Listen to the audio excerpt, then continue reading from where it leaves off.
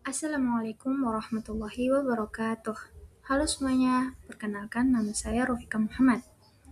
Jadi, pada kesempatan ini, saya akan memaparkan sebuah materi yang berjudul Integrasi Kurikulum Merdeka dalam Pendidikan Islam.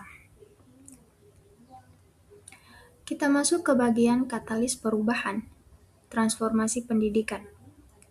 Pendidikan Indonesia tidak lagi mengejar hafalan kognitif, tetapi literasi abad 21 dan spiritualitas karakter.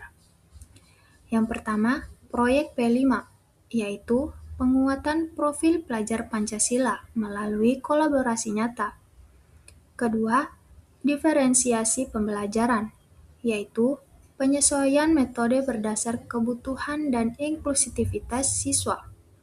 Dan yang ketiga, asesmen formatif, yaitu evaluasi berkelanjutan, bukan sekedar nilai akhir.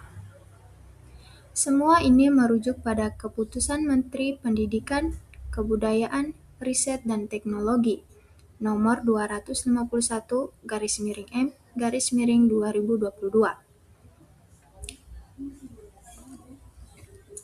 Kita masuk ke bagian realitas PAI, ketegangan di lapangan. 40% guru PAI di sekolah negeri belum optimal mengimplementasikan kurikulum merdeka, berdasarkan data Kemendikbudristek tahun 2024. Di satu sisi, ada tuntutan kurikulum merdeka, yaitu lintas mata pelajaran, Project Based Learning atau PBL, dan pemecahan isu sosial kontekstual. Di sisi lain, masih ada realitas konvensional PAI, yaitu fokus pada rote learning atau metode hafalan, serta teks sentris, yaitu hafalan ayat dan hadis murni. Jika tidak beradaptasi, PAI berisiko terpinggirkan dari ekosistem pendidikan nasional. Selanjutnya ke bagian fondasi modern, konstruktivisme John Dewey. Pengetahuan tidak diterima secara pasif, melainkan dibangun aktif melalui pengalaman nyata atau active knowledge building. Pergeseran radikal dari rote learning atau menghafal menuju project based learning atau PBL, di mana siswa harus merefleksikan nilai agama dalam tindakan sosial sehari-hari.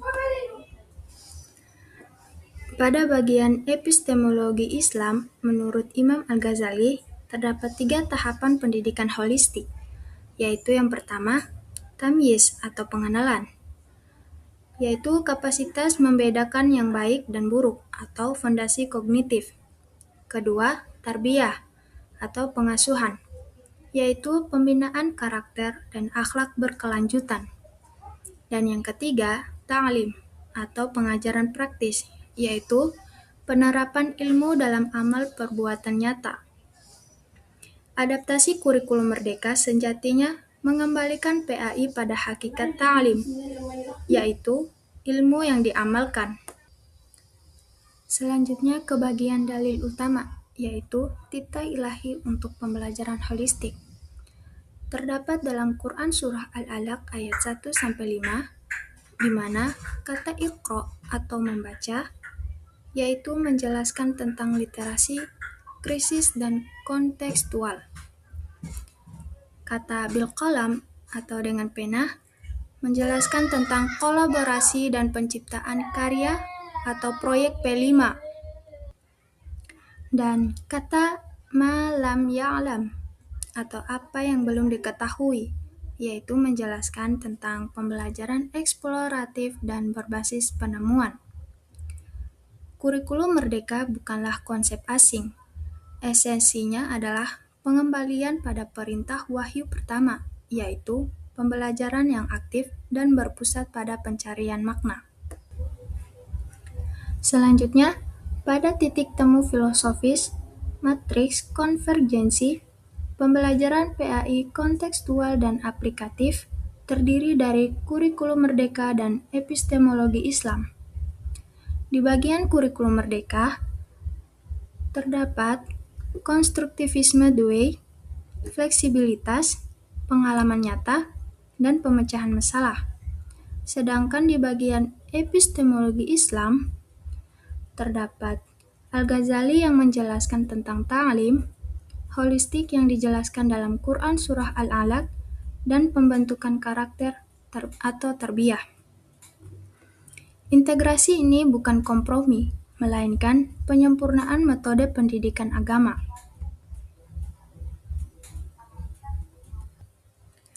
Kita masuk ke bagian peta jalan transformasi, analisis medan. Di satu sisi, peluang PAI terintegrasi.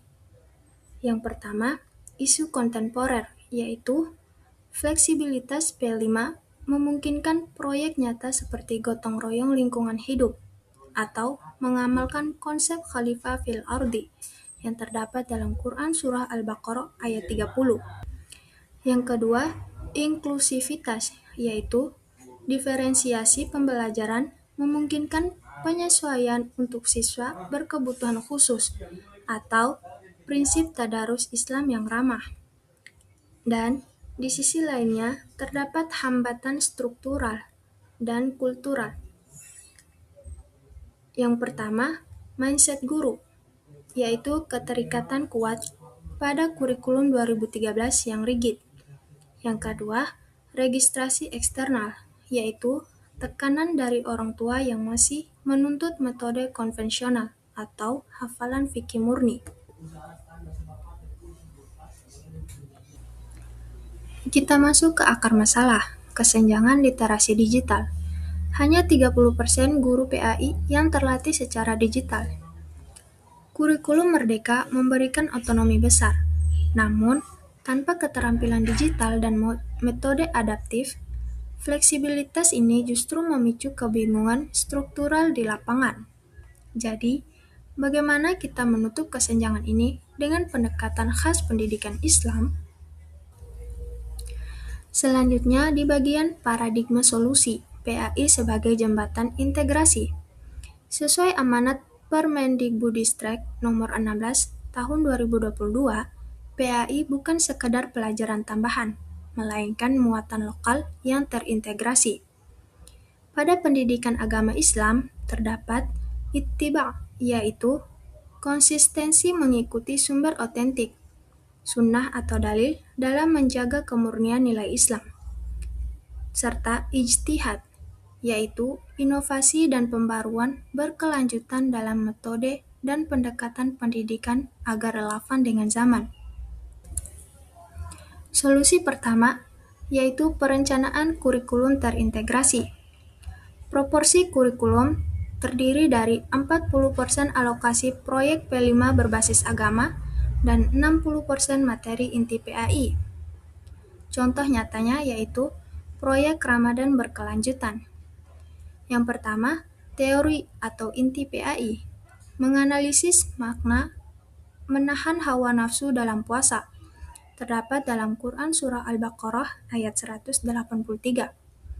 Yang kedua, aksi atau proyek P5, yaitu siswa merancang dan mengeksekusi kampanye Zero Waste atau bebas sampah selama buka puasa di lingkungan sekolah. Dan yang ketiga, hasil, yaitu menghubungkan spiritualitas ibadah dengan tanggung jawab ekologis. Solusi yang kedua yaitu metode adaptif dan blended learning. Pemanfaatan platform Merdeka mengajar secara daring dipadukan dengan interaksi luring atau offline. Didorong oleh semangat hadis, yaitu sampaikanlah dariku walau hanya satu ayat. Eksplorasi digitalnya adalah bentuk dakwah kontemporer. Contoh studi kasusnya, alih-alih merangkum di kertas, siswa kelas 7 PAI ditugaskan membuat animasi video atau infografis tentang akhlak toleransi Nabi Muhammad SAW untuk dibagikan secara digital. Solusi yang ketiga adalah pelatihan guru dengan sistem jamaah. Mengubah teori sistem jamaah, yaitu mengubah workshop birokratis menjadi sistem jamaah, komunitas belajar sejawat yang interaktif dan saling menopang. Melabonan workshop intensif, yaitu melaksanakan workshop intensif 8 jam berbasis simulasi proyek atau bukan ceramah teori, serta melibatkan kolaborasi dengan Kemenak untuk jalur sertifikasi. Selanjutnya mengangkat derajat pendidik, sesuai dalam Quran Surah Al-Mujadilah ayat 11, yaitu keutamaan majelis ilmu dan orang-orang yang diberi pengetahuan. Kita masuk ke bagian kesimpulan, yaitu dari menghafal menuju menghidupkan. Integrasi kurikulum merdeka dalam pendidikan agama Islam berhasil menyatukan fleksibilitas pedagogi modern dengan kedalaman dalil teologis. Hasil akhirnya yaitu siswa PAI tidak lagi sekedar menghafal ayat di dalam kelas, tetapi mampu menghidupkan ajaran Islam secara nyata di tengah masyarakat. Kita masuk ke bagian rekomendasi aksi. Sekolah dan Kementerian Agama harus segera mengadopsi model terintegrasi berbasis proyek dan blended learning ini. Mencetak profil pelajar Pancasila yang tidak hanya unggul secara global, tetapi juga berakar kuat pada akhlak Islami. Mari bersama membangun ekosistem pendidikan yang membedakan dan mencerahkan.